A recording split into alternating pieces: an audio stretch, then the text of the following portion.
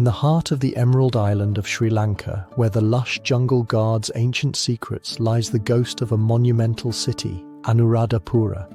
Its name, now whispered among ruins and colossal stupas, was once the epicenter of a powerful empire, a forgotten jewel at the crossroads of ancient trade. This is not just the chronicle of a lost capital, it is the tale of the birth of Sinhalese identity.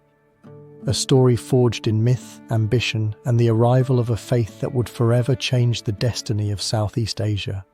Our journey begins in the 4th century before Christ, in a Sri Lanka that was not yet a single nation, but a mosaic of tribes and clans. The Vedas, the island's indigenous inhabitants, lived in deep connection with nature, their lives governed by the rhythms of the jungle and hunting.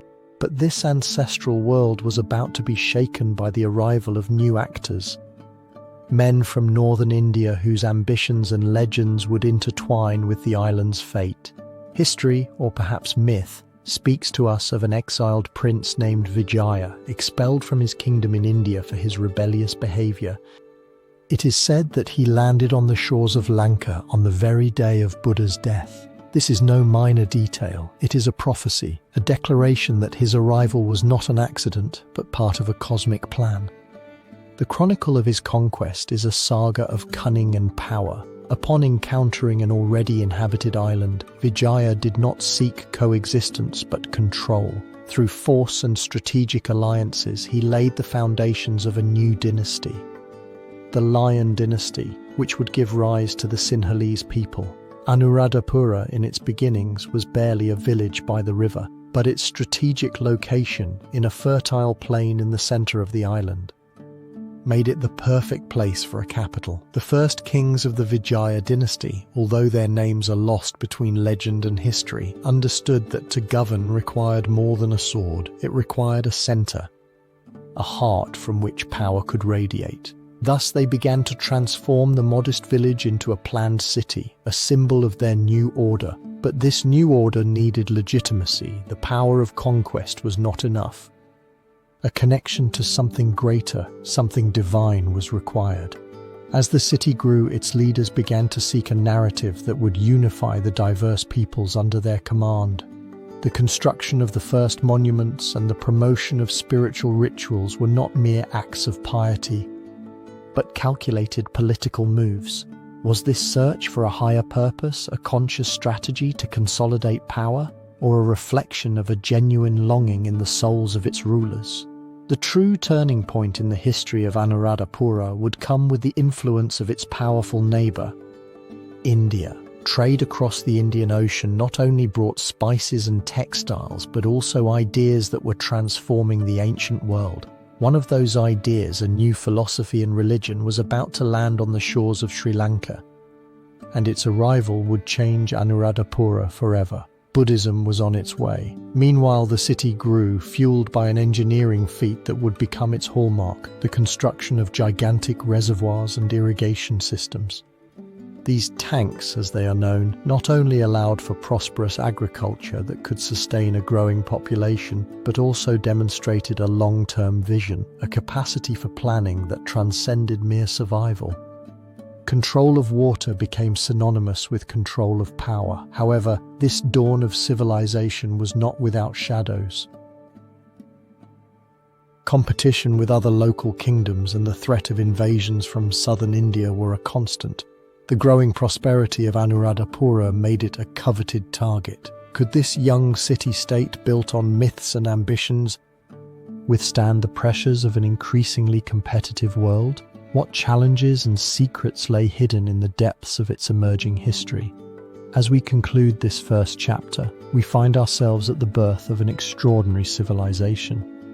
Anuradhapura is not just the beginning of the history of Sri Lanka. It is a testament to how migration, political ambition, and the search for spiritual purpose can converge to create something monumental.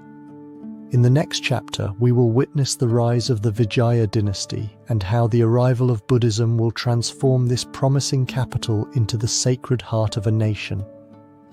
If you're enjoying the video, give it a like and subscribe to see more content from the channel.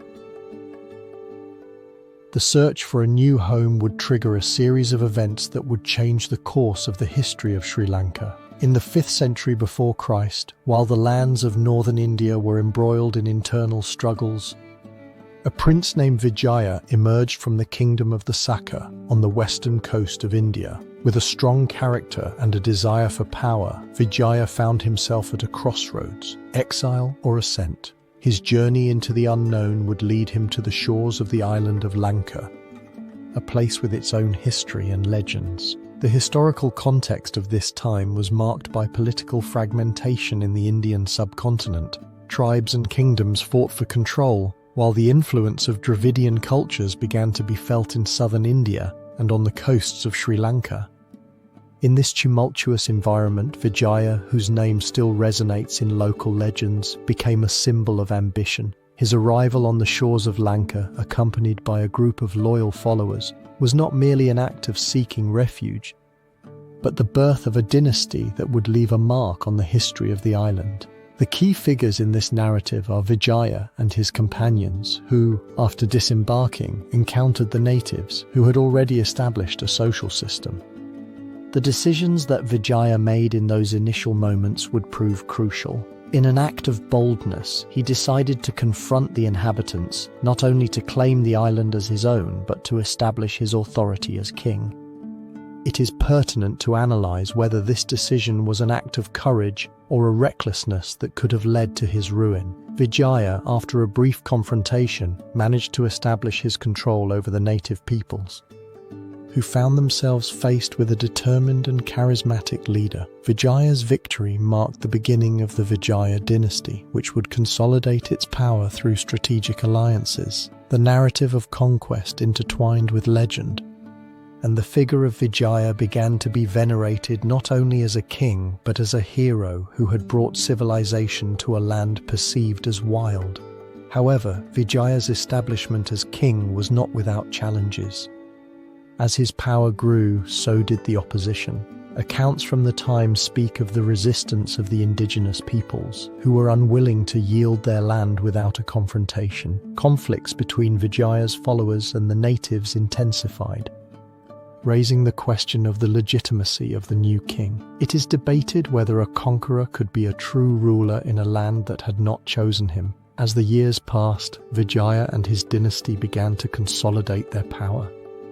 They established Anuradhapura as their capital, an enclave that would not only be a political center but also a spiritual one. The construction of infrastructure and agriculture began to flourish. Vijaya's decisions, such as the creation of a governance system and the promotion of agriculture, laid the foundations for the growth of a civilization that would become a cultural hub in Southeast Asia. The immediate consequences of these events were palpable.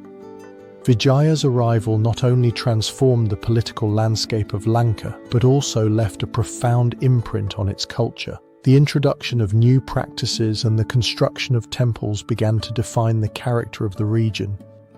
However, indigenous resistance never completely disappeared, posing the dilemma of conquest, the tension between established power and indigenous peoples. As we reflect on the rise of the Vijaya dynasty, a historical question arises. It is pertinent to analyze what secrets and hidden truths remain in the legends surrounding this prince and whether his arrival was an act of civilization or an invasion that stripped the natives. The answers to these questions still resonate, inviting historians to unravel the complexities of a time that remains a subject of debate. With the Vijaya dynasty firmly established, a new chapter was about to unfold. The arrival of Buddhism, a phenomenon that would transform culture, was beginning to take shape.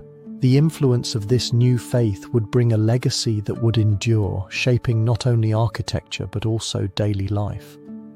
The question that remains is how the arrival of Buddhism would affect the newly formed dynasty and its relationship with the peoples of the island.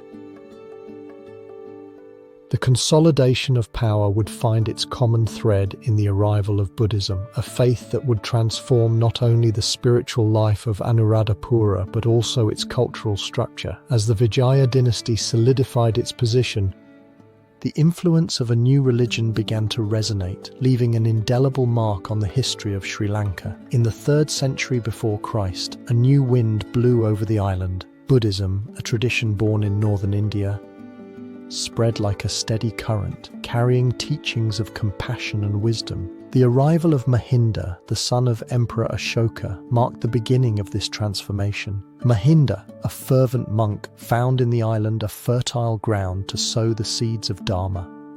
His arrival not only brought spiritual teachings but also established a link between Anuradhapura and the vast Maurya Empire. Buddhism was not simply a religion that was imposed. Its introduction was a social phenomenon that intertwined with everyday life. Mahinda's teachings resonated deeply within the local culture, fostering an environment where art and philosophy flourished. As the inhabitants delved into Buddhist teachings, their practices began to reflect a new paradigm. The quest for truth became a central theme, changing the way citizens related to one another. In this context, the architecture of Anuradhapura began to transform. Stupas, Buddhist monuments that house sacred relics, rose as symbols of faith and power. The first great stupa, the Thuparama, was built to house the first relic of Buddha brought to the island, marking the beginning of a golden era in Buddhist architecture. Its conical shape symbolized the path to enlightenment. This construction, along with others such as the Jetavanaramaya and the Ruwanwelisaya, not only served as centers of worship, but also acted as cultural hubs that radiated the message of peace. The kings of Anuradhapura, recognizing the power of Buddhism, became its most fervent patrons.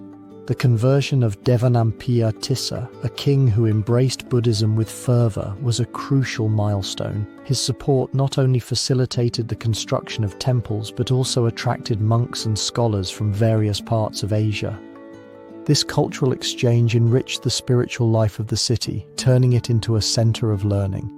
However, this flourishing was not without challenges. The introduction of Buddhism also brought tensions with indigenous religious traditions, such as Hinduism and animistic practices. It is pertinent to analyze how local communities adapted to this new faith and whether it was a process of mutual acceptance or resistance. The answers to these questions remain shrouded in the shadows of history.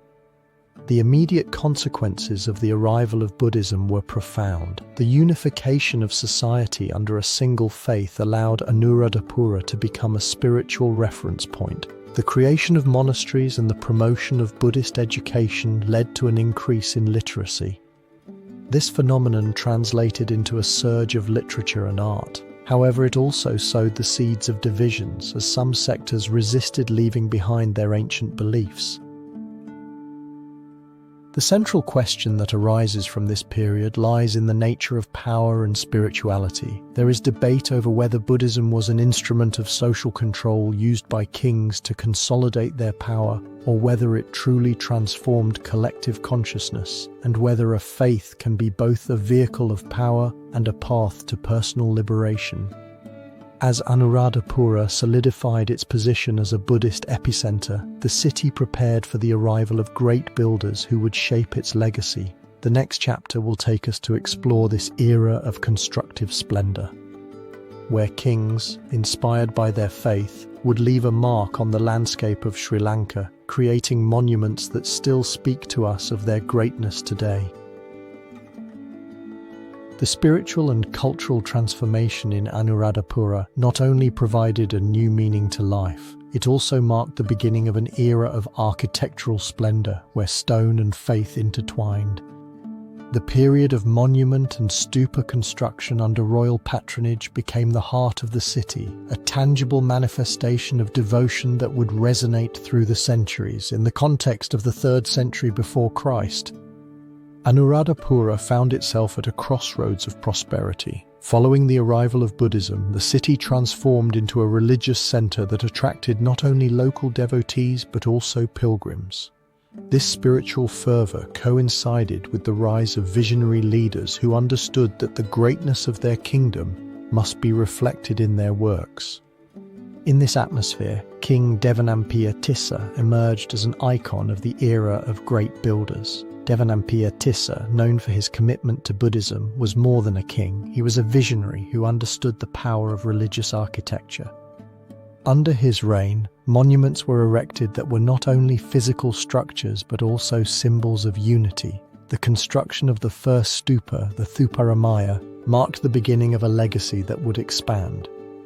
This building, which houses a relic of the Buddha, was established as a spiritual center, attracting the faithful and cementing Anuradhapura's status as a sacred place. The influence of Buddhism on architecture was not limited to the construction of stupas.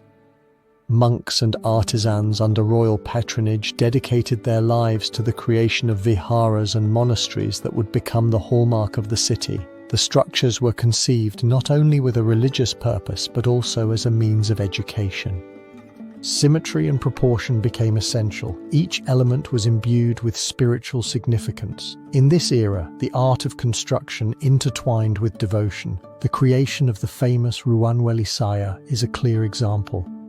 Commissioned by King Dutugemunu, this stupa was not only a testament to royal power but also a declaration of faith. The grandeur of the Ruwanwelisaya, with its bell shape and gleaming dome, became a symbol of the harmony between temporal and spiritual power. It is debated whether this was the sole purpose behind its construction or if there was a hidden political strategy. The construction of these monuments was not without challenges. As kings competed for greatness, the fear of invasion and internal discontent began to surface. The ambition of monarchs such as the aforementioned Dutugemunu often ignited rivalries. However, the devotion of the people was unwavering. They united in the construction of these wonders, a collective expression of a desire to transcend. The consequences of this constructive era were profound.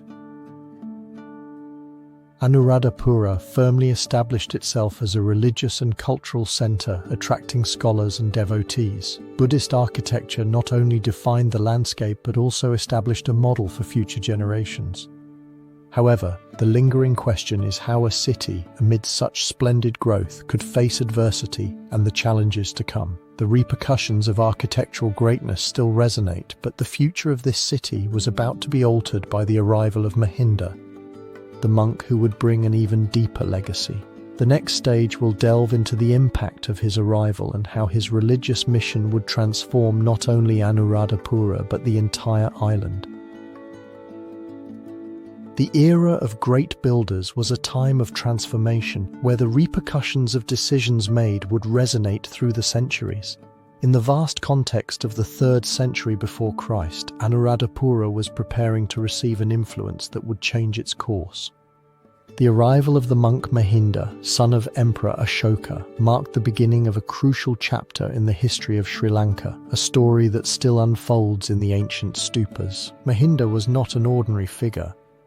His lineage connected him to one of the most revered emperors, Ashoka, the unifier of the Indian subcontinent. After his conversion to Buddhism, Ashoka had embarked on a mission to expand the faith. In this context, the decision to send his son to Sri Lanka was not casual. It was a strategic move, an attempt to propagate not only the religion but also the ideals of peace. Thus, in a time of consolidation of Buddhism, Mahinda became the key figure who would bring the essence of Dharma. The political environment of Sri Lanka was complex. The region was ruled by King Devanampiya Tissa, a leader facing challenges in maintaining cohesion.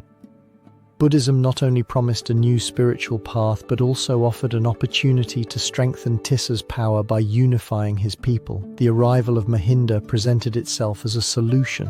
It is pertinent to analyze whether the people of Sri Lanka were prepared to receive this new doctrine. Mahinda arrived on the island with a small group of monks, his mission clear and his spirit determined. His first encounter with the king was a decisive moment. In a space of uncertainty, Mahinda conveyed the message of the Buddha. Speaking of compassion and non-violence, this presentation was not a mere act of evangelization. It was an invitation to a new way of life that would resonate with King Tissa. The decisions made by both Mahinda and Tissa were crucial. Tissa, impressed by Mahinda's wisdom, not only accepted Buddhism but adopted it as the official religion. This decision was not merely spiritual, it had profound political implications. The adoption of Buddhism allowed the king to consolidate his power, unifying his people and strengthening his legitimacy. As the days progressed, the impact of Mahinda's teachings began to manifest. The monk not only preached, he also established monasteries and centers of learning, creating a legacy that would endure. The construction of the first stupa, the Mahatupa, was a symbol of this new era, a testament to the commitment of Tissa and Mahinda. However, the path was not without obstacles. Despite the initial acceptance, not all sectors were willing to embrace this new religion. Deep-rooted traditions and beliefs posed a challenge. It is debated whether Buddhism could truly thrive in such a diverse and sometimes hostile environment. The immediate consequences of Mahinda's arrival were significant. Buddhism began to take root, establishing itself as one of the main cultural forces. As more people joined, tensions began to arise between practitioners of Buddhism and those clinging to old beliefs. This duality generated internal conflict, raising questions about cultural identity. It is pertinent to analyze whether Buddhism could coexist peacefully with indigenous traditions. The question that persists in this narrative is how Buddhism firmly established itself in such a complicated context. The figure of Mahinda, with his legacy of peace, seems to have had a crucial influence, but the true mystery lies in the faith's ability to adapt and thrive. Thus, the chapter of Mahinda and his legacy not only enriches the history of Anuradhapura, but also raises questions about the future of Buddhism on the island. With the arrival of the monk, the kingdom embarked on a spiritual journey, but the story was far from over. As the repercussions of Mahinda's teachings resonated, another great work began to take shape. The majesty of the Ruwanwelisaya awaited, ready to become a symbol of the flourishing of Buddhism. It is pertinent to analyze what mysteries awaited in the depths of this magnificent stupa. The history of Anuradhapura continued to unfold. If you're enjoying the video, give it a like and subscribe to see more content from the channel. The arrival of Mahinda heralded a new dawn for Anuradhapura. At the heart of this rebirth, a monument emerged that would resonate through the centuries, the Ruwanwelisaya. This majestic stupa, erected during the reign of King Dutugemunu, not only stood as a symbol of Buddhist devotion, but also became a stronghold of political power, reflecting the aspirations of a rising kingdom. The construction of the Ruwanwelisaya took place during a period of growing consolidation of Buddhism in Sri Lanka. King Dutugemunu, a charismatic leader, had unified the island after years of conflict. His victory over King Elara, a Tamil ruler, not only symbolized a military triumph, but also a cultural shift. It was in this context of restoration and religious fervor that the king decided to erect the Great Stupa, an act that would be remembered as a milestone. The Ruwanwelisaya, whose name means the Stupa of the Glory of Ruwan, was designed to house sacred relics of the Buddha, becoming a center of veneration. Historical accounts suggest that the construction was a monumental project that mobilized thousands of workers. This work, completed in a surprisingly short time, is a testament to the dedication of the builders. The stupa, with its conical shape and splendid white stucco coating, rose like a spiritual beacon, visible from kilometers away. The architectural elements not only served an aesthetic purpose, but were also imbued with symbolism.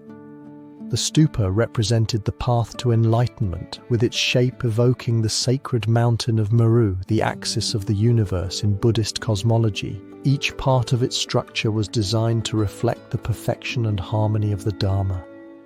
It is pertinent to analyze what decisions led the king to choose this form and what political aspirations intertwined with the religious fervor. Accounts tell that in his ambition to build the Ruwanwelisaya, Dutugemunu faced considerable opposition. He not only had to deal with logistical challenges, but also had to confront criticism from those who viewed the construction as a waste. However, the king, driven by his faith, persisted. The stupa would not only serve as a sacred place, but would also consolidate his image as a benevolent king. Over time, the Ruwanwelisaya became a symbol of Sri Lanka's national identity, a place where spirituality and political power intertwined. The stupa not only represented devotion to the Buddha, but was also a manifestation of the king's power. The act of building it was, in essence, a declaration. The authority of the king was consolidated, and Buddhism was reaffirmed as the predominant religion. The immediate repercussions of the construction were profound. The stupa attracted thousands of pilgrims, strengthening trade and cultural exchange. Anuradhapura became a pilgrimage center, elevating its status. The great stupa was not only a place of worship, but also a symbol of prosperity that drew the attention of neighboring kingdoms. However, the splendor of the Ruwanwelisaya also brought forth a question that would endure. As the stupa rose, it is pertinent to analyze what secrets awaited in its foundations. The relics it housed were not only sacred objects, but also symbols of power that could be coveted. The Ruwanwelisaya became not only a place of peace, but also a focal point of political tensions. In the aftermath of its greatness, the Ruwanwelisaya whispers questions that still resonate. It is debated whether it was a symbol of unity or a catalyst for conflicts, and what mysteries lie hidden within its walls. As we contemplate the magnificence of the Ruwanwelisaya, we find ourselves at the crossroads of history. The stupa, with its splendor and complexity, prepares us for the next chapter, the consolidation of royal power in Anuradhapura. It is pertinent to analyze how the kings would leverage the legacy of Dutugemunu and the influence of the Ruwanwelisaya to strengthen their authority. History awaits us. The construction of the Ruwanwelisaya was a time of turmoil and reorganization in Anuradhapura, where the repercussions of ancient alliances resonated. The consolidation of royal power was not a mere whim. It was a vital necessity in an environment where borders were constantly challenged. In this context, the history of Anuradhapura intertwines with that of its sovereigns, who sought to establish a lasting influence through shrewd tactics.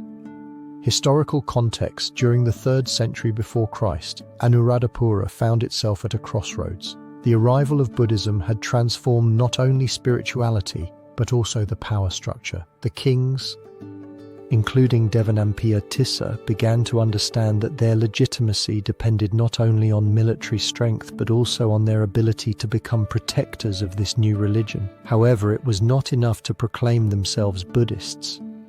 It was imperative that they consolidated as just leaders. The political landscape was fraught with tensions. Neighboring kingdoms, especially those from southern India, viewed Anuradhapura as an attractive target. Disputes over control of trade routes were commonplace. In this scenario, the kings of Anuradhapura were compelled to weave a network of alliances and administrative reforms that would allow them to thrive. Key figures and decisions. At the center of this narrative is King Dutugemunu, an emblematic figure. His rise to the throne was not straightforward. He had to confront his half-brother. Dutugemunu's decision to embark on a military campaign to unify the island was a bold move, but not without risks. It is debated whether his ambition led him to repeat the mistakes of his predecessors. Another crucial actor was King Vasabha, who, after the death of Dutugemunu, faced the task of restoring a worn kingdom. Vasabha understood that the key to stability lay in strengthening the administration. It is pertinent to analyze whether a mere administrative reform was sufficient to appease a weary populace. Development of events. The consolidation of royal power was carried out through a series of reforms that ranged from land redistribution to the creation of a more efficient administrative system. The kings began to implement a model of governance that would lay the foundations for a more organized state. The establishment of a judicial system, the imposition of taxes, and the promotion of public works, such as irrigation systems, were measures that not only improved the lives of citizens but also strengthened the image of the king. Marital alliances also played a fundamental role. Uniting royal blood with the noble houses of surrounding regions not only ensured loyalty but also provided access to strategic resources. The marriage of Dutugemunu to a princess from an influential family is an example of how these connections could be used to consolidate power. However, not everything was harmony. Reforms and alliances were not always well received. The resistance of local nobles and disputes among Buddhist factions generated tensions. The decisions of the kings, no matter how well-intentioned, sometimes had unforeseen consequences. It is pertinent to analyze what hidden secrets underlay these palace intrigues. Immediate consequences. The administrative reforms implemented by kings like Vasabha began to bear fruit. Agriculture flourished thanks to the improvement of irrigation systems, which strengthened the economy.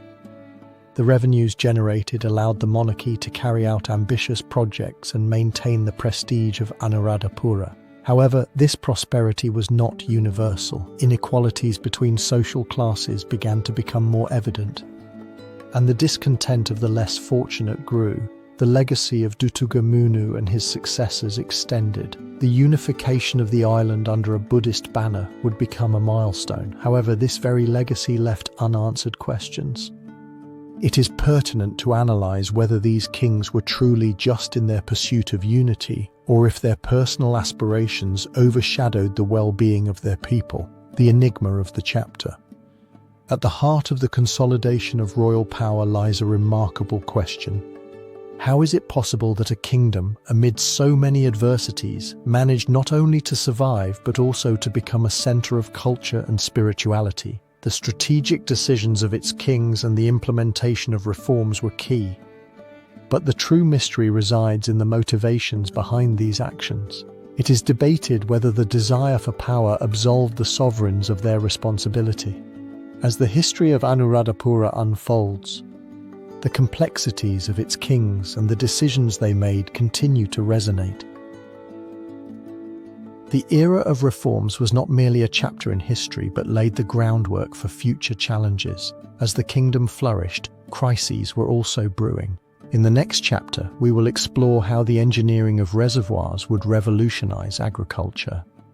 The intersection between water, life, and power had never been so crucial. The consolidation of royal power was not limited to political borders. The need to sustain a growing population and a flourishing trade made the creation of a system that guaranteed food self-sufficiency imperative. Thus, in the heart of the 3rd century before Christ, a solution emerged that would forever transform the agricultural landscape of the region, the Era of Reservoirs. In this historical context, the island of Sri Lanka, blessed by its monsoons, found itself at a crossroads. Cyclical droughts threatened production, and the growing population demanded a more sophisticated irrigation system. Under the watchful eyes of the kings of Anuradhapura, an unprecedented development in hydraulic engineering began. This period marked a radical change in daily life, as the benefits of an irrigation system that not only ensured rice production but also transformed the economy began to be experienced. The key figures of this era were the monarchs who understood that control of water was synonymous with power. One of the most notable was King Vasabha, who, in the 1st century before Christ, made bold decisions to implement a reservoir system that collected rainwater.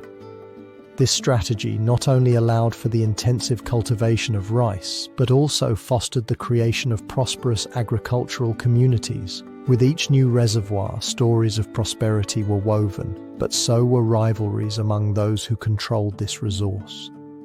The development of reservoirs led to the construction of impressive engineering works such as the famous Tissa Reservoir, which still amazes today with its magnitude. This reservoir, said to hold up to 2.5 million cubic meters of water, stood as a symbol of human ingenuity. There is debate about what secrets these constructions held and whether they were merely practical solutions or if there was a deeper background, a spiritual connection with water in the Buddhist culture that was beginning to take root.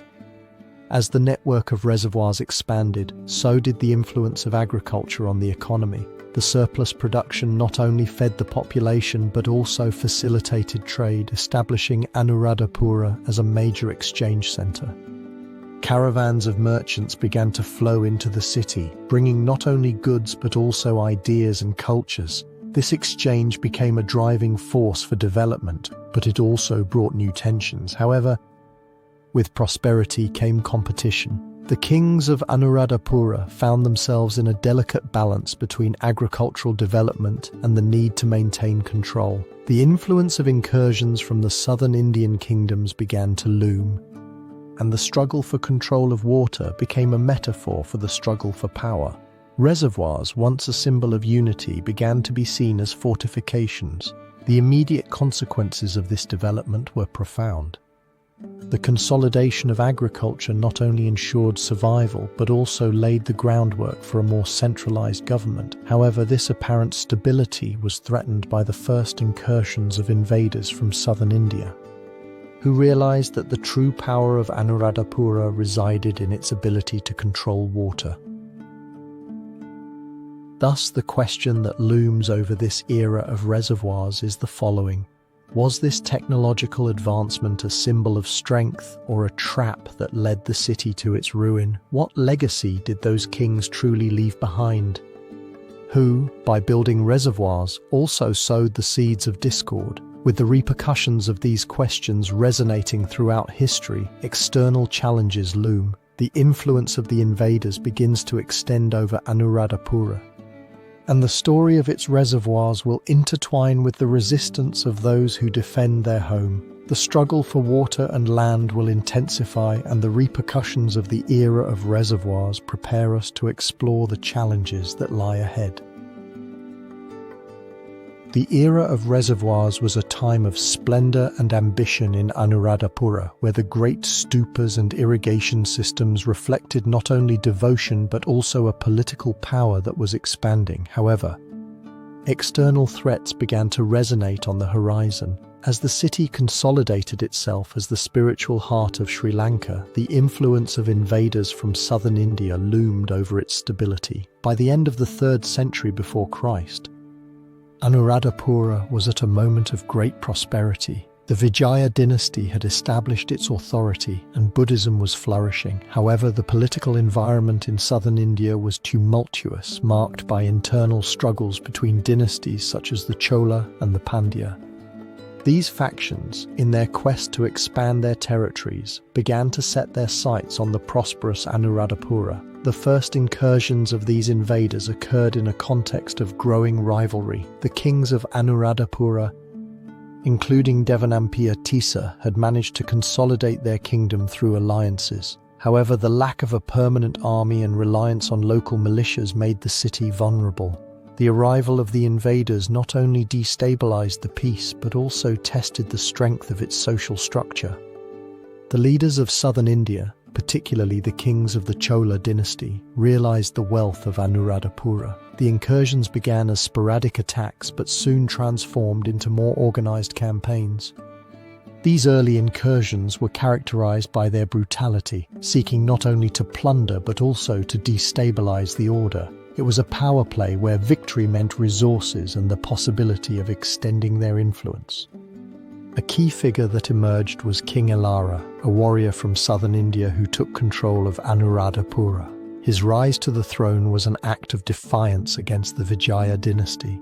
Under his rule, the city experienced a time of tyranny, but also of development. Elara, despite being an invader, showed an interest in local culture, promoting Buddhism. However, his presence was a constant reminder of the fragility of peace. The conflicts were not limited to physical struggle. There was a backdrop of cultural tension. It is debated whether a foreign king could truly understand and respect the Buddhist legacy. Elara's decisions to adopt some local practices sparked both admiration and resentment. The question that arose was whether an invader could become a protector of the legacy he sought to subdue. As the years progressed, the incursions began to intensify. The resistance of the inhabitants of Anuradhapura grew stronger, and defense strategies adapted. The construction of walls became a priority, but the question persisted about whether it would be sufficient. The kings of Anuradhapura, in an attempt to regain control, began to form alliances. However, each attempt was undermined by instability. The decisions of each leader and the willingness of each ally were crucial, but amid the confusion, the lessons of the past were often forgotten. The immediate effects of these incursions were devastating. Anuradhapura, which had been a symbol of unity, began to divide between those who supported the invaders and those who longed for the restoration of the Vijaya dynasty. Internal struggles eroded social cohesion, and the city that once was a refuge became a battlefield. Stability was in jeopardy, but amid this chaos, a mythical figure emerged who would change the course. King Dutugemunu, a leader determined to restore the glory of Anuradhapura. The story of his resistance and military campaign would become a legacy that would resonate. It is debated whether a single man, driven by the desire to reclaim what once was, could make a difference. Thus, the chapter of the early incursions of the invaders leaves a question in the air. How could such a robust kingdom fall before the onslaught of external forces? The answer, as we would discover, lies not only in the events but also in the decisions made at the most critical moments. As we look towards the figure of Dutugemunu, history reminds us that in war there is always hope. The struggle for Anuradhapura was far from over. External challenges deepened as the repercussions of the invasions from southern India resonated in Anuradhapura. Amidst this tumultuous landscape, the figure of a king emerged whose name would become synonymous with resistance. Dutugemunu. His story, wrapped in legends, is a testament to the fervor for independence and the quest for unification in a fragmented island. The 2nd century before Christ was a time of instability for the kingdom. Political tensions grew as invaders threatened the legacy of the Vijaya dynasty. The kings of Anuradhapura found themselves in a constant struggle to maintain cohesion and the Buddhist faith. In this context, Dutugemunu, son of King Kavantissa, rose as a visionary leader. From an early age, he showed a fervor for the unity of his land and the restoration of the splendor of Anuradhapura. Dutugemunu was not only a warrior.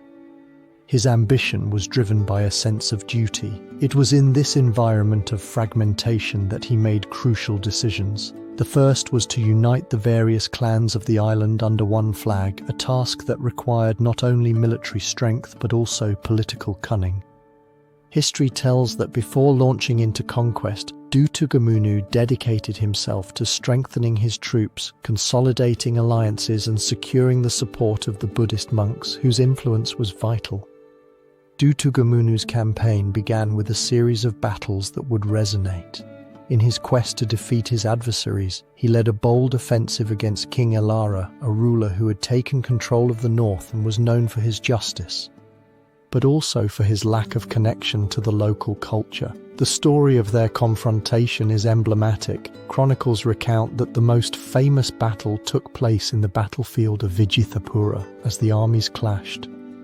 The fate of the island hung by a thread. Dutugemunu, with his sword in hand, led his troops to victory. However, the victory did not come without its price. In the heat of battle, his brother, who had chosen to fight alongside Elara, lost his life. This tragic outcome marked a shift in the narrative. The story not only solidified him as a hero, but also transformed him into a man tormented by loss, a duality that would add depth to his legacy.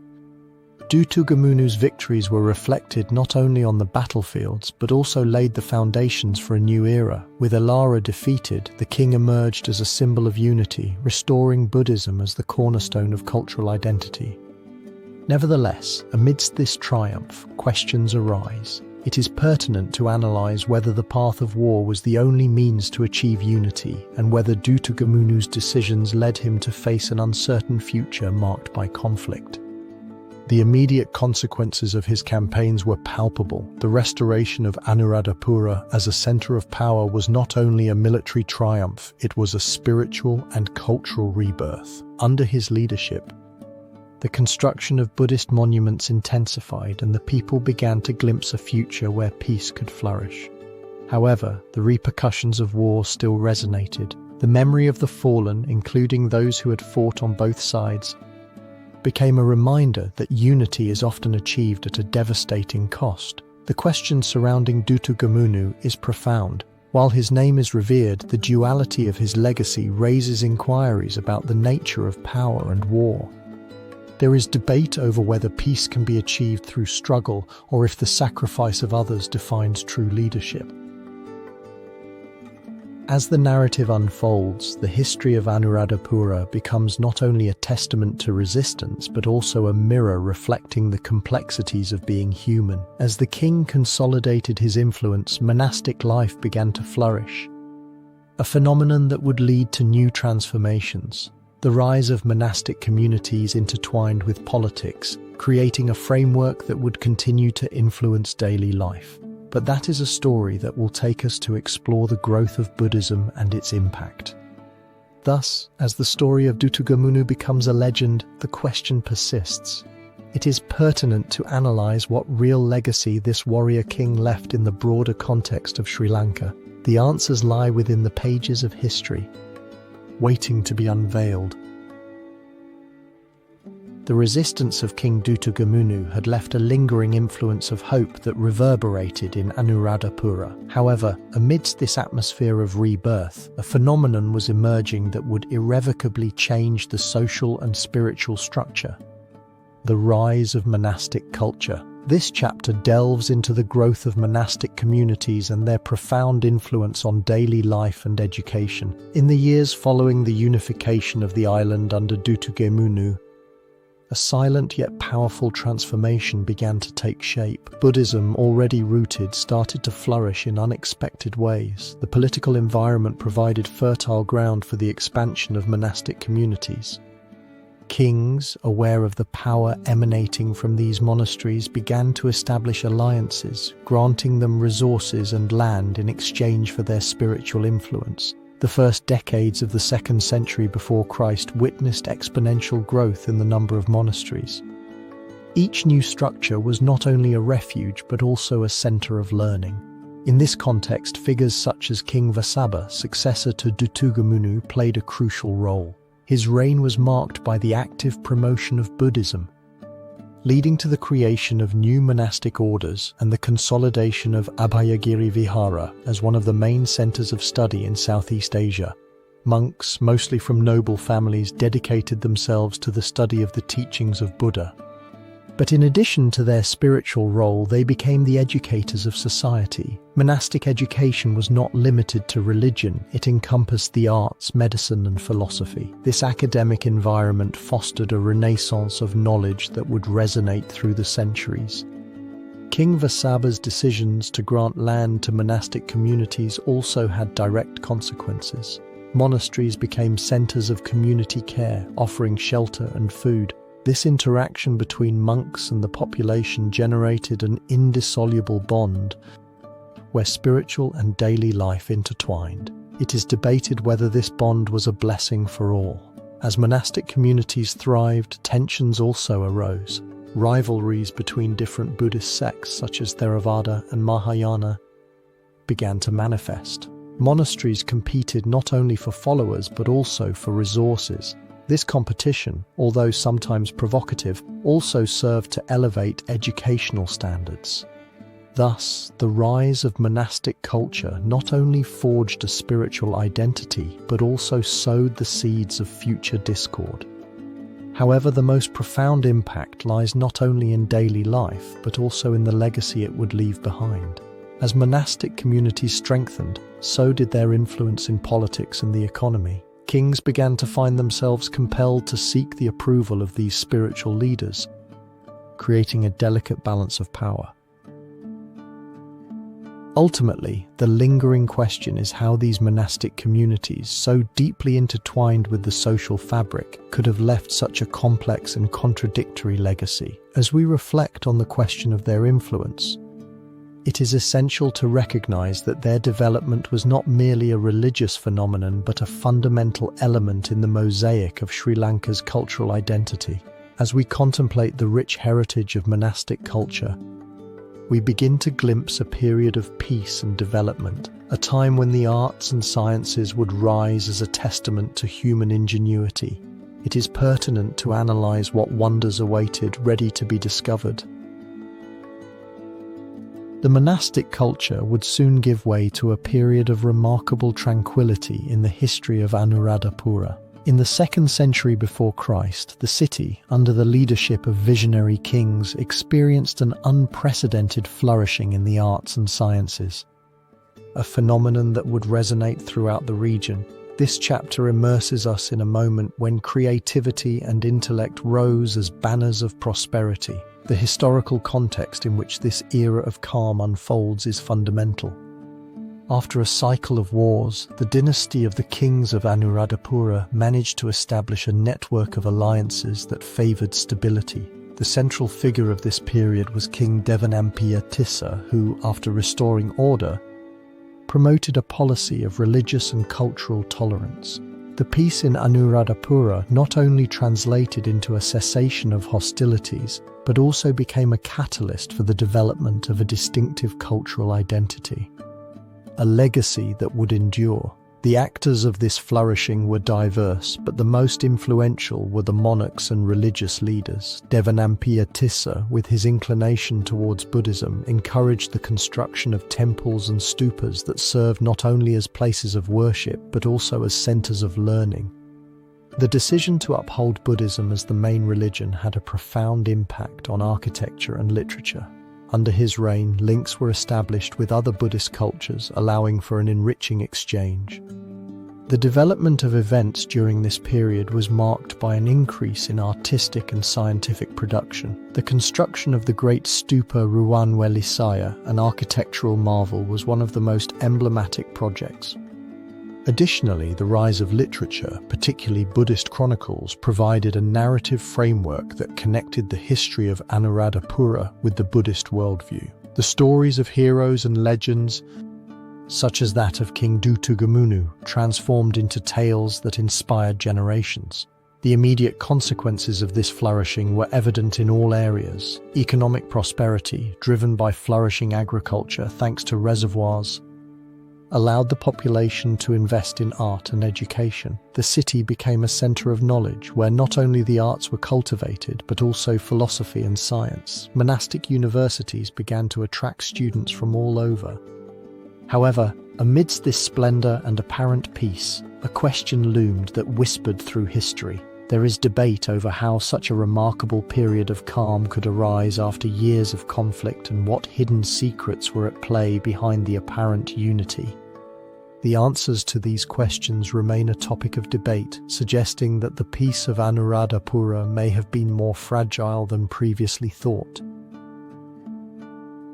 In this context of splendor and complexity, the need arises to delve beyond glorified accounts. The era of peace and development was not only a time of creativity, but also of complex political decisions that laid the groundwork for what was to come.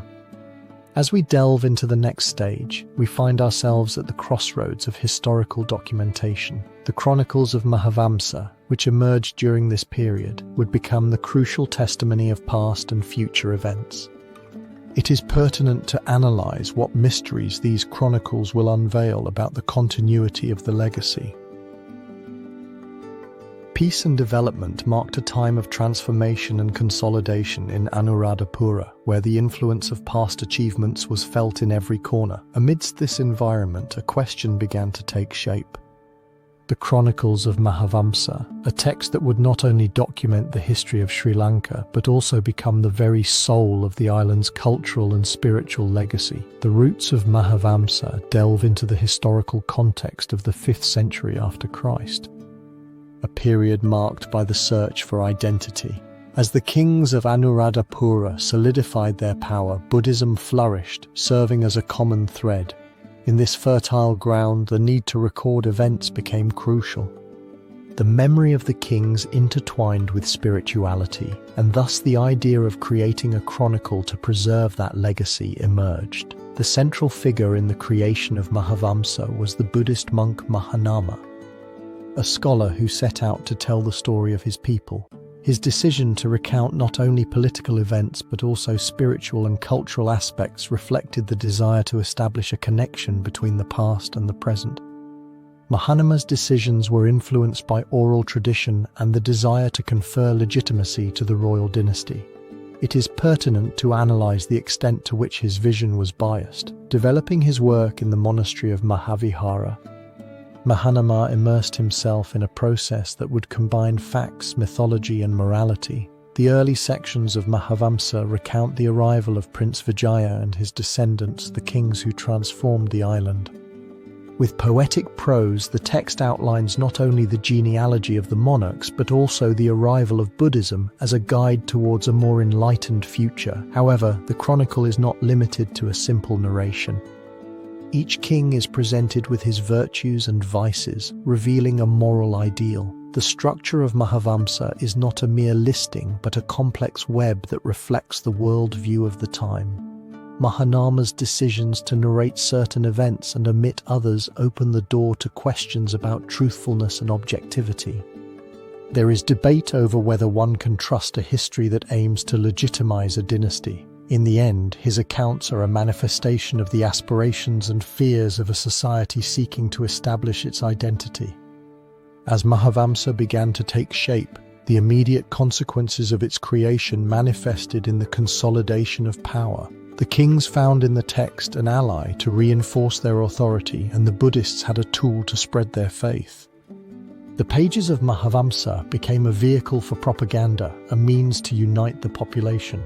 It is pertinent to analyze what secrets lay behind this historical construction. The question that persists around the chronicles is the inquiry into their authenticity. As the centuries progressed, Mahavamsa transformed into a sacred text, but also into a symbol of controversy. There is debate over whether it was truly faithful to the facts or whether it became a narrative shaped by political and religious interests. History is marked by interpretation, and Mahavamsa is no exception. At the conclusion of this chapter, we are faced with a question that invites reflection. How much of the history we know has been sculpted by those who wrote it? The creation of Mahavamsa not only laid the foundations for the history of Sri Lanka, but also left a legacy of unanswered questions. As we delve into the next chapter, we will explore how these narratives were challenged by the incursions of the Pandya dynasty and how these threats tested the strength of the kingdom. If you're enjoying the video, give it a like and subscribe to see more content from the channel. The writing of the Mahavamsa would soon transform into a challenge of epic proportions. As Anuradhapura consolidated itself as the spiritual heart of Southeast Asia, its prosperity attracted the attention of neighboring powers. In this context, the Pandya dynasty, originating from southern India, would begin to chart a new chapter in the history of the city, marked by ambition and confrontation. The first century before Christ stood as a period of growing unrest. While Anuradhapura flourished, a backdrop of rivalries was brewing in southern India. The Pandya dynasty, known for its maritime prowess, began to expand its territory, setting its sights on Anuradhapura. This advance was not only strategic, but also symbolic. The Pandya dynasty sought to establish its influence over one of the most revered cities in the Buddhist world, an act that would resonate throughout the history of Sri Lanka. Among the key figures of this period was King Elara, a monarch of Anuradhapura who had managed to consolidate his power. However, his reign would be threatened by the incursions of the Pandyas, who launched military campaigns with the intention of expanding their influence. The arrival of these invaders represented not only a military challenge but also a cultural one. It is pertinent to analyze whether Anuradhapura would be able to withstand the onslaught of an enemy that sought not only its wealth but also its spiritual legacy. The first confrontations occurred at the borders, where Elara's troops prepared to defend their home. The chronicles of the time recount how the warriors of Anuradhapura took up arms. It was said that in the heat of battle, the manifestations of Buddhist chants resonated, infusing an indomitable spirit. However, the challenge was formidable. The Pandyas, well organized, were not an enemy to be underestimated. The first major confrontation took place on a battlefield that, although unknown, would become a symbol of resistance. Elara's troops faced the Pandya warriors in a clash of swords. Accounts describe how, amidst the chaos, the forces of Anuradhapura managed to hold back the advance. However, the cost was high, many fell, and the kingdom faced a prolonged war.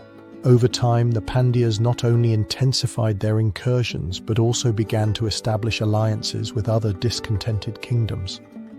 This strategy of divide and conquer complicated the situation for Elara, who was forced to rethink his approach. The king understood that it was essential to seek unity among the different groups in this sense.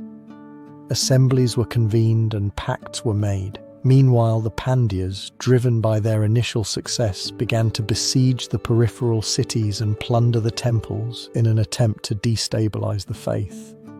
This assault focused not only on territory, but also sought to undermine the spirit of a people.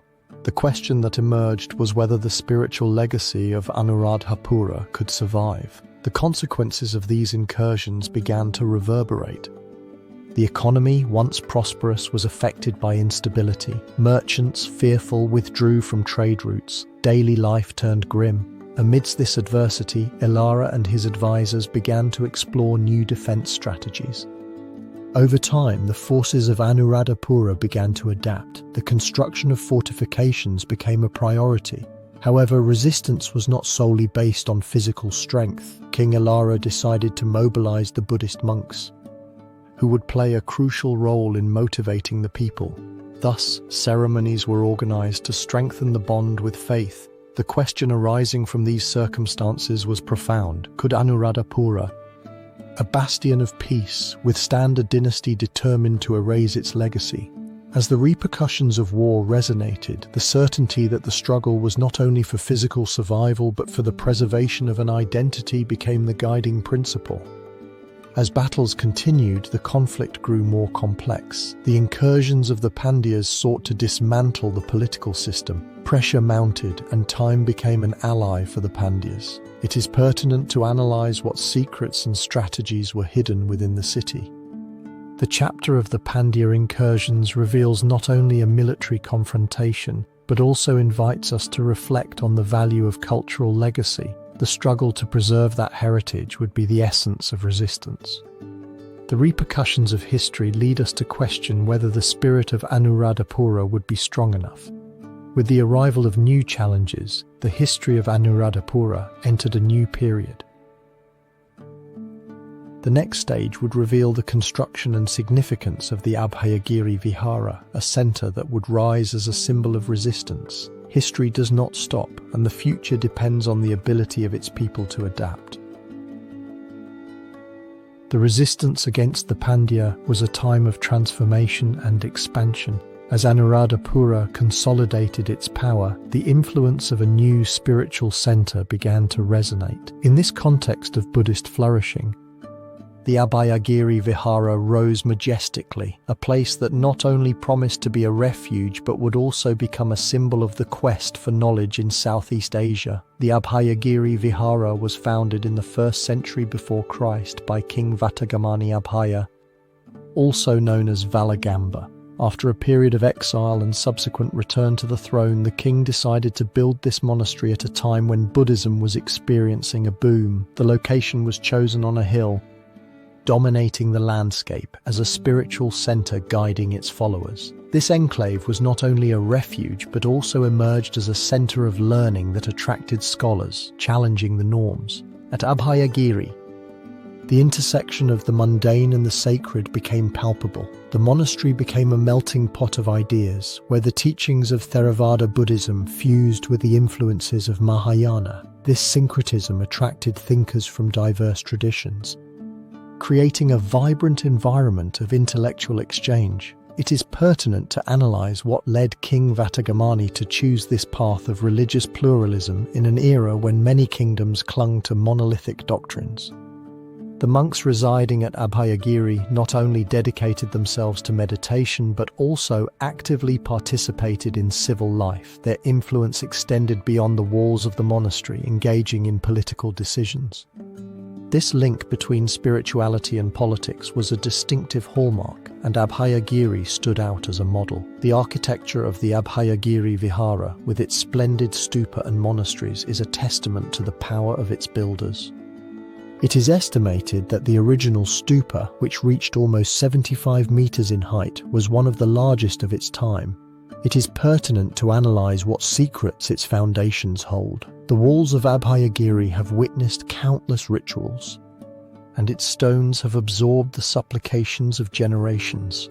However, the splendor of Abhayagiri was not without controversy. The rivalry with the Mahavihara monastery, another important Buddhist center, posed tensions. The monks of Abhayagiri defended a more liberal interpretation of Buddhism, while those of Mahavihara maintained a strict orthodoxy. This rivalry intensified, giving rise to philosophical debates that would resonate. As time progressed, the decisions of kings also influenced the fate of Abhayagiri. During the reign of King Mahasena, in the 4th century after Christ, significant expansions were made, allowing its influence to spread. Mahasena, a controversial king, promoted the construction of new structures, reinforcing his role as a bastion of Buddhism. However, his actions also provoked the ire of the followers of Mahavihara, resulting in tensions that would endure. The immediate consequences of these rivalries were felt not only in the religious sphere but also impacted political stability. Disputes among monastic communities began to influence the politics of the kingdom, and kings were forced to navigate these waters. Abhayagiri, with its more inclusive approach, managed to attract those seeking to explore diverse currents. But in a world where faith and power were intertwined, it is debated whether this openness could be seen as a threat. The legacy of the Abhayagiri Vihara endures not only in architecture but also in the rich tradition of learning it left behind. However, the question that remains is how a place of peace could become the epicenter of disputes that would shape the course of Buddhism. It is pertinent to analyze what secrets remain buried in the ruins of this monastery. As we continue our journey, we will delve into the arrival of new ideals that challenged established beliefs. It is pertinent to analyze what philosophical currents emerged in this melting pot of cultures and how they intertwined with the legacy of Abhayagiri. The quest for answers will lead us to explore the complexity of faith and reason. The era of splendor and development that had characterized Anuradhapura began to fade, giving way to a new chapter in the history of Sri Lanka. As philosophical and religious currents spread, the ancient structures of power were challenged by fresh ideas that promised to transform society. In this context, Buddhism, already rooted in local culture, began to interact with these new influences, giving rise to a complex web of beliefs. The 3rd century before Christ witnessed a fragile political environment in Anuradhapura. While the kingdoms of southern India showed renewed interest in Sri Lanka, the emerging philosophical currents presented an internal challenge. The rise of Jainism and Hinduism, along with the arrival of new ideas, sowed the seeds of profound change. In this fertile ground, Buddhism, with its focus on meditation, could not remain indifferent to the transformations. Among the key figures of this era was King Mahasena, who ascended to the throne in the 4th century after Christ. Mahasena, a devoted Buddhist, made decisions that would shape the course of the religion. However, his reign was not without controversies. His policy of building stupas and monasteries, although it seemed to strengthen Buddhism, also provoked resistance from Jain and Hindu communities, who saw in its expansion a threat. It is debated whether Mahasena's Buddhist fervor may have ignited the spark of inter-religious conflict. As this scenario unfolded, the arrival of new philosophical ideas from India and the influence of merchants began to introduce concepts that challenged traditional notions. Rational thought and Greek logic, for example, began to permeate philosophical discussions at court. These new ideals, which advocated for individuality, clashed with the communal vision of Buddhism. In this context, Buddhism had to adapt or risk losing its relevance. The decisions of religious leaders also played a crucial role. Some monks began to adopt elements of the new currents, attempting to reconcile Buddhism with the emerging ideals. This fusion led to more diverse interpretations, opening a range of practices that, while enriching spirituality, also generated tensions. It is debated whether this evolution was a sign of weakness or an opportunity to revitalize a tradition. The events that unfolded during this period were a manifestation of ancient struggles for power. But instead of physical battles, confrontations manifested in philosophical debates. The creation of new texts and the reinterpretation of Buddhist teachings became weapons in this war of ideas where the future of Buddhism hung by a thread. But as these new currents gained followers, questions arose. What future awaited Buddhism in a changing world? Could the religion adapt without losing its essence? The immediate consequences of this interaction were manifold. The diversity of thoughts generated an atmosphere of cultural effervescence that, while enriching the spiritual landscape, also sowed the seeds of fragmentation. Buddhist communities found themselves divided between those who embraced change and those who clung to traditions. This dilemma not only affected the religion but also had repercussions in politics and the economy. The question that this era of new ideas left hanging is profound. How can a tradition as solid as Buddhism adapt without compromising its essence? What secrets remain hidden in the interactions between faith and reason? As these new ideals took shape, the possibility of a latent conflict loomed, foreshadowing an era of challenges that would mark the fate of Anuradhapura. With the repercussions of these questions resonating, the history of Anuradhapura moves forward, a period where external tensions would begin to manifest and where resistance to the influence of invaders would become a desperate struggle. Against this backdrop, we will explore in the next chapter the gradual decline of Anuradhapura. It is pertinent to analyze whether the city, with its rich heritage, could find a way to resist. The arrival of new ideals manifested in ways that would lead Anuradhapura down a path of decline. As the splendor of the ancient city solidified, a negative influence began to spread over its monumental stupas.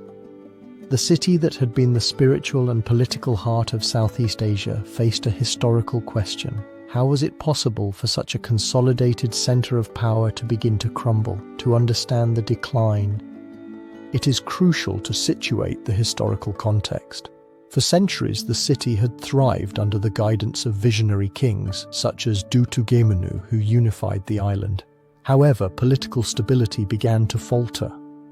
Internal struggles between factions, combined with external incursions from enemies such as the kingdoms of southern India, stood as a storm threatening to destabilize this stronghold. The main actors in this narrative are the monarchs of Anuradhapura. As the kings succeeded one another, some made decisions that proved to be fateful. King Mahasena, for example, known for his ambition, diverted resources intended for the maintenance of the city in favor of external wars that drained the economy. The luxury of his court contrasted with the growing dissatisfaction of his people, who felt the weight of the tax burden. As the kings embarked on military campaigns, time turned against them. Constant conflicts with the Hindu kingdoms of the south, especially with the Pandya dynasty, intensified. Incursions became more frequent, and natural disasters such as droughts and floods began to ravage the region, highlighting the vulnerability of an agricultural system that had thrived thanks to ingenious irrigation systems. The network of reservoirs, which had been a symbol of ingenuity, began to show signs of neglect. The development of these events, marked by defeats in key battles and the inability to maintain a sustainable economy, led to discontent. The Buddhist monks, who had been the pillars of power, saw their influence wane. Disillusionment grew, fueled by the perception that the leaders were more interested in power than in the welfare of the people. Anuradhapura, once a symbol of unity, began to fragment into rival factions. The immediate consequences were devastating. The loss of faith in royal leadership translated into uprisings and the fragmentation of society. The confrontations not only weakened the political structure but also left scars on the social fabric. Trade routes were interrupted and cultural exchanges began to fade. The city, which had been a melting pot of learning, became a manifestation of its own glorious past. It is pertinent to analyze what secrets awaited in this decline. The history of Anuradhapura is a reminder that even the greatest empires can fall, whether due to the ambition of their leaders or the challenges imposed by time. The lingering question is whether Anuradhapura could have avoided its fate. If the actors had made different decisions, it is debated whether a rebirth would have been possible. The decline was not an isolated event, but the result of a complex interaction of internal and external factors. As the city entered a period of crisis, the repercussions of its former days of splendor began to fade. In this context of uncertainty, the next stage of its history would come to life, marked by the arrival of new invaders, the Chola. The influence looming over Anuradhapura would soon turn into a threat, leading the city to a confrontation that would change its course. The decline of Anuradhapura attracted external forces that, like an influence on the horizon, lurked around the city.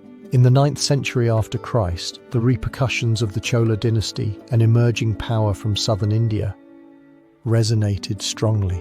The ambition of the Chola was not merely territorial, it was a quest for glory, a drive to expand their influence. Anuradhapura, with its spiritual wealth, became an irresistible target, a treasure that had to be claimed. The historical context of this period was complex. After centuries of splendor, Anuradhapura began to show signs of weakness. The kings, although still powerful, faced challenges. Dynastic struggles and invasions had started to erode stability. In this climate, the Chola dynasty, led by King Aditya I, saw an opportunity. The ambition of the Chola was not only driven by the desire for conquest, they also sought to legitimize their power, and Anuradhapura, as a center of Buddhism, represented unparalleled prestige. Aditya I, a shrewd military strategist, made key decisions. The first was the formation of a solid coalition with other kingdoms of southern India, which allowed him to gather a formidable army. His objective was clear: invade Sri Lanka and strip Anuradhapura of its wealth. In the year 993, the Chola forces mobilized northward, crossing the strait that separated India from the island, carrying with them the ambition of an empire. The development of events was rapid. The Chola troops, composed of experienced warriors, advanced quickly, surprising the defenses. In a confrontation that would resonate, the Chola forces stormed the city, causing a plunder that left scars. The statues of Buddha were destroyed. The temples, which had been the heart of Buddhist practice, lay in ruins. The Chola dynasty sought not only gold, their assault was a declaration of cultural war. The immediate consequences were devastating. Anuradhapura, which had been a center of civilization, fell into darkness. The population dispersed, the monks became fugitives, and the legacy of centuries of devotion lay in decay. The Chola dynasty, although triumphant, found itself facing a dilemma. It is pertinent to analyze what to do with a city that, despite its plunder, remained a symbol of resistance. The Chola occupation was not only an act of conquest, but also a question that still persists. Could culture survive such devastation? The question of the chapter looms over us as a complexity. There is debate over whether the invasion of the Chola was a point of no return for Anuradhapura, or if the repercussions of its glorious past still resonate in the ruins, waiting to be discovered. This chapter speaks not only of losses, but of the resilience of the human spirit. With Anuradhapura engulfed in chaos, a crucial turn was approaching. The decision to move the capital to Polonnaruwa, an act of survival, would mark the beginning of a new era. It is pertinent to analyze what this would mean for the legacy of Anuradhapura. The next stage will take us to explore this strategic relocation. The Chola invasion carried with it the repercussions of a glorious past. At the threshold of the 11th century, Anuradhapura, once a vibrant pulse of power and spirituality in Sri Lanka, began to face an uncertain fate. As the incursions of the Chola intensified, the Kingdom of Sri Lanka was compelled to make drastic decisions. Thus, the relocation of the capital to Polonnaruwa was not merely a geographical change, but a strategic response to a complex web of challenges that threatened to unravel centuries of history. In the context of this turbulent scenario, Anuradhapura had long been the nerve center of Buddhist culture. However, the increasing military pressure from the Chola, a dynasty from southern India, began to sow unease. The lands that once flourished saw their paths turn into routes of invasion, and the manifestations of Buddhist sermons were drowned out by the clamor of war. This atmosphere of uncertainty forced the ruling elite to consider options that could ensure not only the survival of the dynasty, but also the protection of its legacy. The key figures in this narrative are the kings of the Silakala dynasty. King Vijaya I, born during a period of constant conflict, emerged as one of the most important leaders in the resistance against the Chola. His vision of a new future for Sri Lanka led him to make bold decisions, the most significant being the relocation of the capital to Polonnaruwa in the year 1070 after Christ. This decision was not impulsive. It was the result of a deep analysis of the geopolitical situation. Vijayabahu I was not a monarch who acted solely on instinct. His strategy was meticulous. Polonnaruwa, located further southeast, offered advantages that Anuradhapura could no longer provide. Its location afforded greater security, allowing for a more robust defense. Additionally, the fertility of the surrounding lands promised prosperous agriculture, essential for feeding a growing population. The decision to relocate the capital thus became a symbol of resilience. The development of these events was a gradual process that involved the mobilization of resources and the establishment of new infrastructures. The transition was not straightforward. It involved dismantling a city that had been the spiritual heart of Sri Lanka. However, the kings of the Silakala dynasty, in their effort to revive the splendor of their culture, began to build in Polonnaruwa a new capital that would uphold the legacy of Anuradhapura while adapting to the challenges. The initial constructions in Polonnaruwa reflected the grandeur that had characterized its predecessor. The new capital began to emerge with impressive temples and palaces. King Vijayabahu I dedicated himself to promoting Buddhism, ensuring that the new city became a religious epicenter. However, this new chapter was not without tensions. Old loyalties and the complexities of the past remained present, and the break with Anuradhapura was a topic of constant debate. The immediate consequences of this relocation were profound. Polonnaruwa quickly established itself as a new symbol of power, but it also became fertile ground for internal rivalry. The transition involved not only a change of location, but also a shift in the perception of royal power. The figure of the king was now projected as a leader who not only defended his territory, but also had to earn the loyalty of the people. However, the move to Polonnaruwa did not resolve all issues. The threat from the Chola remained latent, and although the new capital offered advantages, political instability and internal struggles continued to be a concern for the kings. As the new order consolidated, questions persisted about cultural identity and the continuity of the Buddhist legacy. It is pertinent to analyze whether Polonnaruwa could maintain the greatness of its predecessor, or if the influences of the past would continue to be present. Thus, the analysis of the relocation of the capital intertwines with the history of a civilization seeking to adapt. As the new kings strove to consolidate their power, the influence of Anuradhapura, with its rich heritage, continued to resonate, leaving an indelible mark. In this context of transformation, the next chapter will lead us to explore the architectural legacy of Anuradhapura, a testament to its splendor.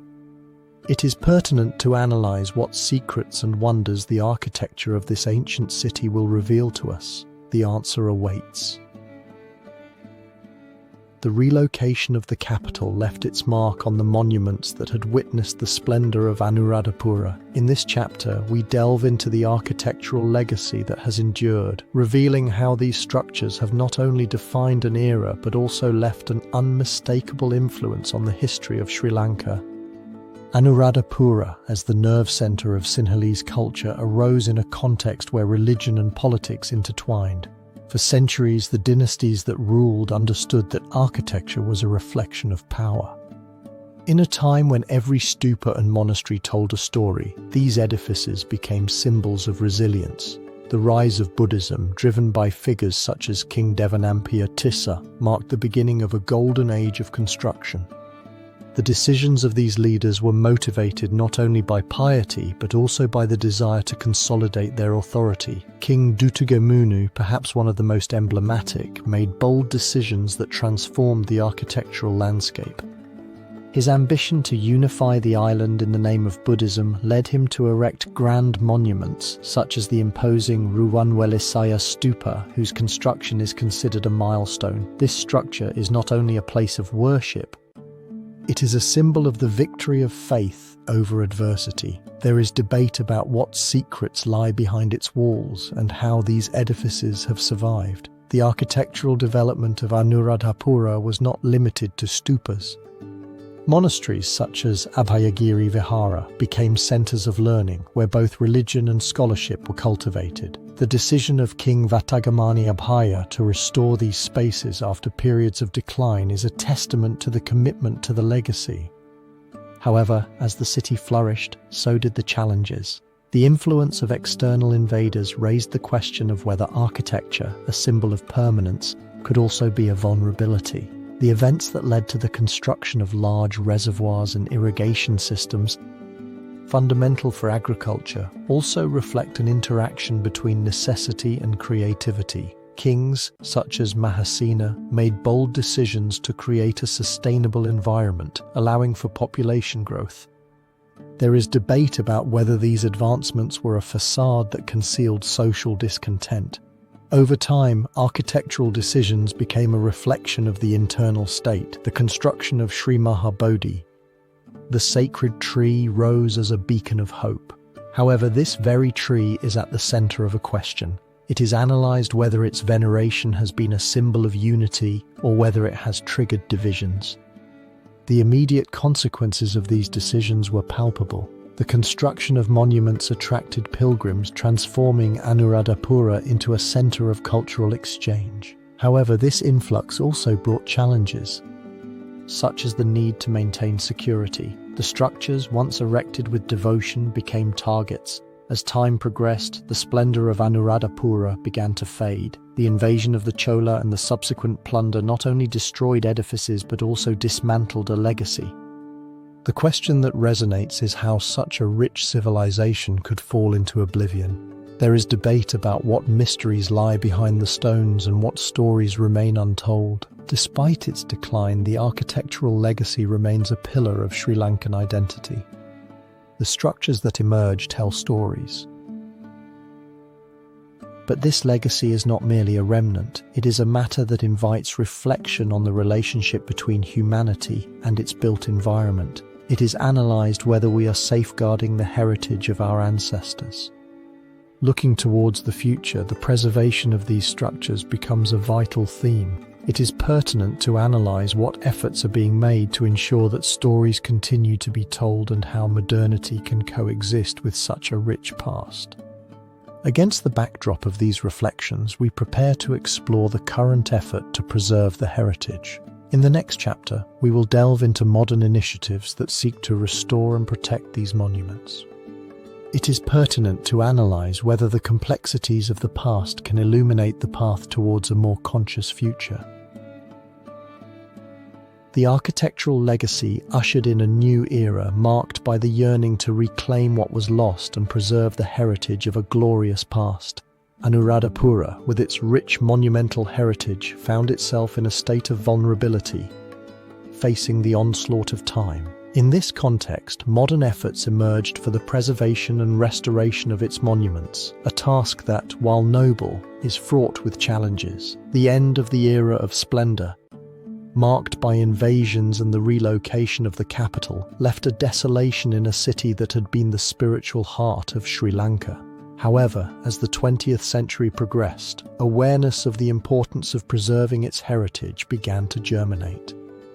The independence of Sri Lanka in 1948 brought a renewed sense of identity, a desire to reclaim what was lost. The remnants of its ancient glory, the stupas and temples, became symbols of resilience, Among the key figures in this mission is the archaeologist and conservationist Dr. Senarath Paranavitana, whose work in the 1950s laid the groundwork for the restoration of several monuments.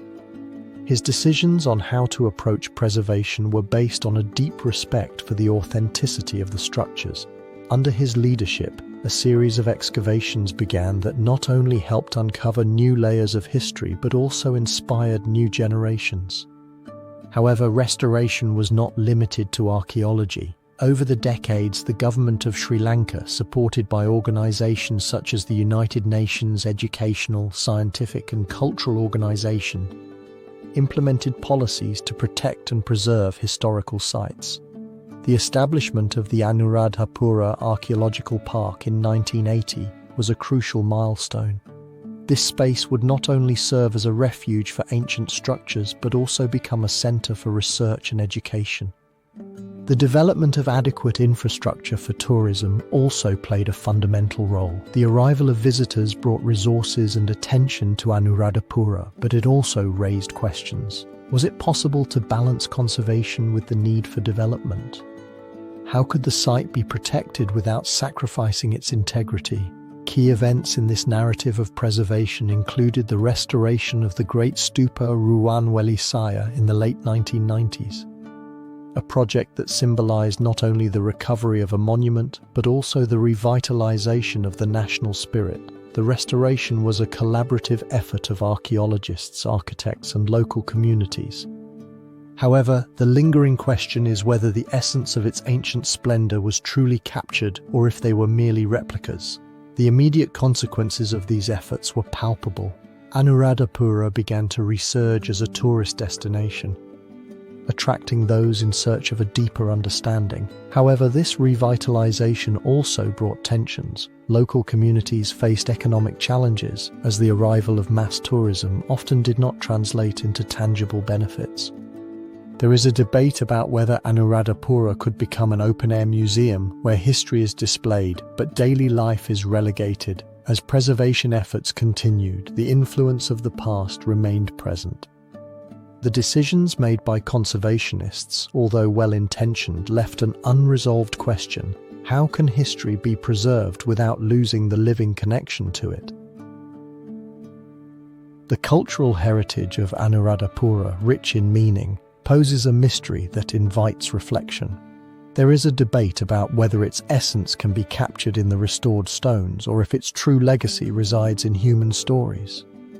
As this chapter closes, the story of Anuradhapura leaves us with questions that transcend time. It is pertinent to analyze how a society faces the challenge of conserving its past while navigating the complexities of the present and what secrets and lessons still await discovery. The quest for answers will lead us to explore the role of Anuradhapura as a pilgrimage site where spirituality and history intertwine.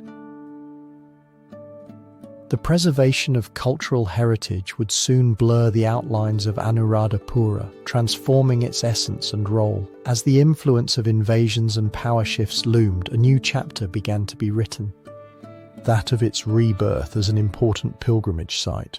Anuradhapura, which had been a bastion of Buddhism, now stood as a spiritual center, attracting thousands of devotees. Contextually, the 20th century witnessed a resurgence of interest in spiritual traditions in Sri Lanka. After a period of colonial domination, Sri Lankans began to rediscover their roots. Decolonization and the search for a post-colonial identity motivated communities to revalue their Buddhist heritage. In this framework, Anuradhapura, with its rich history, became a symbol of resistance and renewal. Political leaders, aware of the power that Buddhism wielded, made strategic decisions to revitalize Anuradhapura as a pilgrimage destination. The president of Sri Lanka in the 1970s, Sirimavo Bandaranaike, was instrumental in promoting policies that favored the restoration of Buddhist sites. This push was accompanied by religious figures such as the Buddhist monk Walpola Rahula, who advocated for a return to original practices, solidifying the role of Anuradhapura. The decisions of these leaders spurred an increase in the influx of pilgrims who, drawn by the teachings of Buddha and the sacred history, began to arrive in unprecedented numbers. Religious festivals such as Posun Poya, which celebrates the arrival of Buddhism, attracted thousands of devotees. The Ruwanwelisaya, with its imposing stupa, stood as a center of attraction, while the sacred Bodhi, the tree said to have descended from the plant under which Buddha attained enlightenment, became a living symbol. As pilgrims arrived, the landscape transformed. The streets, which had once witnessed intrigues, were now filled with prayers. Local communities began to flourish, offering accommodation and food, creating a vibrant environment. Markets filled with religious crafts turned the city into a cultural hub.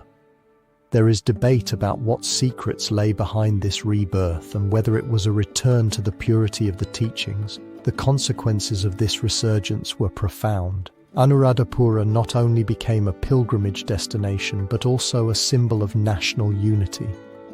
Each year, millions of people converged on the city, uniting their voices. However, this rebirth was not without tensions. While devotion was celebrated, debates arose about the authenticity of practices and the commercialization of spiritualism. Some critics questioned whether the fervor had been co-opted by economic interests. The crux of the chapter lies in the duality of Anuradhapura. On one hand, it is a place where history and spirituality intertwine.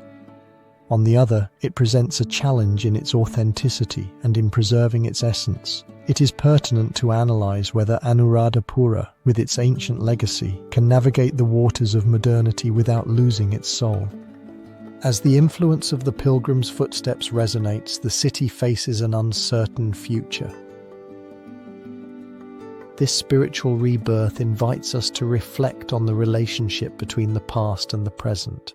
As visitors continue to arrive, it is crucial to ask how Anuradhapura will ensure that its essence endures. Against the backdrop of this rebirth, the story of Anuradhapura is not only a tale of a destination but also a testament to cultural resilience. And as the lights of the city shine, the next question arises. What does it mean to be a sacred site in the contemporary world? The focus now turns to the recognition by UNESCO, a process that promised to elevate the status of Anuradhapura, ensuring its place in collective memory. It is pertinent to analyze what this recognition will mean for cultural identity. The spiritual connection to the past has never faded. Anuradhapura, a place where the repercussions of time resonate in every stupa, began to attract the attention of the modern world in the second half of the 20th century. In a context where the influence of colonialism and political struggles marked the landscape of Sri Lanka, a new chapter in the history of this ancient city emerged. Global recognition through designation as a World Heritage Site by the United Nations Educational, Scientific and Cultural Organization. The decade of the 1980s was a period of political tensions in Sri Lanka, marked by an internal conflict that affected the population. However, the legacy of Anuradhapura, with its rich Buddhist heritage and architecture, began to capture the attention of scholars and heritage advocates. Those who understood the value of preserving history came together in an effort to ensure that this site, emblematic of cultural identity, would not be lost. The nomination process before the United Nations Educational, Scientific and Cultural Organization was not straightforward. In this web of decisions, the government of Sri Lanka, under the leadership of then-President J.R. Jayawardene, played a crucial role. The vision of creating a bridge between the glorious past of Anuradhapura and the future became a primary objective. However, behind this initiative was a group of key figures, archaeologists, historians and local activists who fought to shape the narrative surrounding Anuradhapura. On the 4th of August in 1980, the United Nations Educational, Scientific and Cultural Organization, in its fourth meeting of the World Heritage Committee, finally granted Anuradhapura the status of World Heritage Site. This recognition not only validated the effort to preserve the heritage, but also illuminated Anuradhapura as a symbol of resilience. The mention on the United Nations Educational, Scientific and Cultural Organization list brought renewed attention, but also implied the need to manage and protect this legacy. The designation as a World Heritage Site had immediate and profound consequences. Flows of tourism were generated, boosting the local economy, but also posed new challenges regarding conservation. There is ongoing debate about how to balance the need for development with the preservation of such a significant site. This question became a recurring dilemma. The repercussions of the events of 1980 revealed not only the fragility of history, but also its power. The designation was not only a milestone in the safeguarding of heritage, but also raised a question. How can a modern society honor its past without sacrificing its future? The answer to this question remains a topic of debate, an issue that invites reflection on the role of historical legacy. The designation of Anuradhapura by the United Nations Educational, Scientific and Cultural Organization resonates even in the present. As the world faces the challenges of climate change and globalization, the need to preserve sites like Anuradhapura becomes more urgent. The city not only represents a testament to human ingenuity, but also serves as a reminder of the importance of collective memory. The complexities of the past and the lights of the future intertwine in Anuradhapura. The designation by the United Nations Educational, Scientific and Cultural Organization was not only a recognition but also a call to action. The city, which was once the center of one of the most advanced civilizations, now faces the need to reconcile its rich history with the demands of the present. As we explore the repercussions of this recognition, it is essential to understand how Anuradhapura has influenced the identity of Sri Lanka throughout the centuries. It is pertinent to analyze what role heritage has played in building a sense of unity in a nation marked by divisions. In the following chapter, we will delve into this question, unraveling the impact that Anuradhapura has had on national identity. The recognition by the United Nations Educational, Scientific and Cultural Organization transformed the cultural landscape of Sri Lanka in the centuries that followed the fall of Anuradhapura as the capital. The legacy of this ancient city would intertwine with national identity, creating a question that would endure. Anuradhapura, with its rich Buddhist heritage and history of splendor, was not only a political center but also a beacon of spirituality that shaped the character of the nation. The historical context surrounding Anuradhapura is fundamental. For centuries, this city was the heart of an empire that housed diverse cultures. The arrival of Buddhism, driven by figures such as Mahinda and promoted by kings like Ashoka of India, established a religious framework that would resonate in the soul of the Sri Lankans. However, after its decline in the 11th century, the capital was moved to Polonnaruwa, and with it, the influence of the ancient splendor of Anuradhapura extended. The question that arises is how a ruined city could continue to influence national identity. Key figures in preserving the memory of Anuradhapura include monks, historians, and political leaders who dedicated themselves to keeping the legacy alive. In the 19th century, the figure of the British archaeologist Sir William Henry Gregory stood out for his work in restoration, but also for his interest in local history. However, one cannot forget the role of local leaders, who by reclaiming the heritage of Anuradhapura began to weave a narrative that connected the past with the present. It is pertinent to analyze whether this was a strategy to legitimize their power or an effort to keep culture alive. As we move forward, we see how the development of national identity was built on the foundations of the history of Anuradhapura. During the struggle for independence in the 20th century, nationalist leaders rescued the image of Anuradhapura as a symbol of resistance and pride. Sacred texts and monuments became emblems of the struggle for self-determination. In this sense, Anuradhapura not only represented a legacy, but also became a vehicle of hope. The immediate consequences of this cultural rebirth were profound. The celebration of festivals, the revitalization of Buddhist practices, and the restoration of temples became acts of national affirmation. The construction of new monuments in honor of the history of Anuradhapura was also a reflection of this resurgence. However, amid this revitalization, tensions arose between different communities. It is debated whether the exaltation of a glorious past also fueled old rivalries. The question surrounding Anuradhapura lies in its duality. On one hand, it stands as a symbol of unity, while on the other, it is also a reminder of the divisions that have marked history. It is debated how a city whose greatness witnessed glory and decay can continue to be a reference point. The answer lies in the complexity of collective memory and in how the Sri Lankans have chosen to remember their past. As we explore the impact of Anuradhapura on national identity, we face an inescapable truth. The legacy of the city is both a guide of hope and a manifestation of conflicts. The connection between the past and the present remains a common thread in the narrative of Sri Lanka, a country that seeks to reconcile its rich heritage with contemporary challenges. With this reflection, the story of Anuradhapura is still far from concluding. The eyes of the world are upon its legacy, and as the country moves into the future, the question persists: what challenges and opportunities await this cultural jewel in its quest to preserve its identity? In the next chapter, we will delve into this exploration, analyzing how Sri Lanka faces the current challenges of tourism and preservation, while Anuradhapura remains a living testament. At the threshold of a new millennium, Anuradhapura, the ancient spiritual heart of Southeast Asia, finds itself at a crossroads. The city, which once shone as a center of culture, faith, and power, now faces contemporary challenges that threaten both its legacy and its future.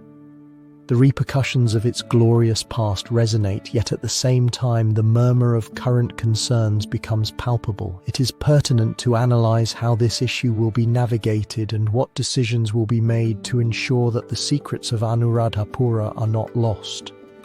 The historical context surrounding Anuradhapura today is marked by a growing interest in tourism. The ruins, religious monuments, and landscapes attract visitors from all over the world. However, this influx also brings complications. Economic pressures and the need to preserve cultural integrity come into conflict. As more infrastructure is built, a question arises: to what extent can the past be touched without stripping it of its essence? Key decisions at this crossroads are made by a variety of actors, from the government, which seeks to balance development with conservation, to local communities, which must deal with the repercussions of mass tourism. Political leaders, aware of the importance of Anuradhapura as a World Heritage Site, find themselves between a rock and a hard place. On one hand, they want the city to thrive economically. On the other, they know that every misstep could mean irreversible damage. Over the years, the city has experienced a resurgence in its appeal, driven by promotional campaigns. However, this development has also been accompanied by conflicts. The construction of hotels has sometimes taken place without due respect for sacred sites. In an attempt to satisfy tourists, modifications have been made to the landscape that, while they may seem harmless, carry the risk of blurring the historical character. The immediate consequences of these decisions are evident. The influx of visitors has led to an increase in commerce, but it has also generated tensions between residents and tourists. Merchants, eager to seize the opportunity, may be tempted to sacrifice authenticity. As street vendors proliferate, the ancient paths that were once sacred may be threatened by commercialization. The question that arises from this reality is deep and complex. How can the preservation of such a rich legacy be ensured in a world that moves at a dizzying pace? Is it possible to find a balance between development and preservation, or are we doomed to sacrifice a part of our history? The answer is not simple, and many find themselves caught in uncertainty. In a broader context, the international community also plays a crucial role. As the world becomes more aware of the importance of preserving heritage, conservation initiatives emerge. Non-governmental organizations and experts collaborate with the government of Sri Lanka to develop strategies that allow for the protection of monuments while promoting responsible tourism. However, the implementation of these strategies is a challenging process. The history of Anuradhapura serves as a reminder that the past is never truly dead. Its legacy, woven into every stone, remains a testament to human resilience. However, the future of this sacred city depends on the decisions made today. It is debated whether current leaders will be able to find a way to honor their history while navigating the demands of the present, or if, in their pursuit of progress, they will lose themselves in their own history. Cultural preservation also faces the challenge of identity. As new generations are influenced by globalization, the connection to the past may weaken.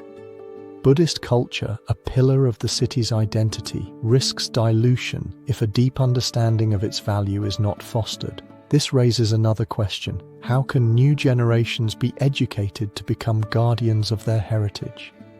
As we look to the future, the story of Anuradhapura becomes a narrative that invites reflection. The convergence of history, culture, and tourism presents us with opportunities but also challenges. Every decision and every effort will leave a mark on its legacy. Thus, at this crossroads, Anuradhapura stands not only as a monument to a glorious past, but also as a symbol of the contemporary struggle for balance.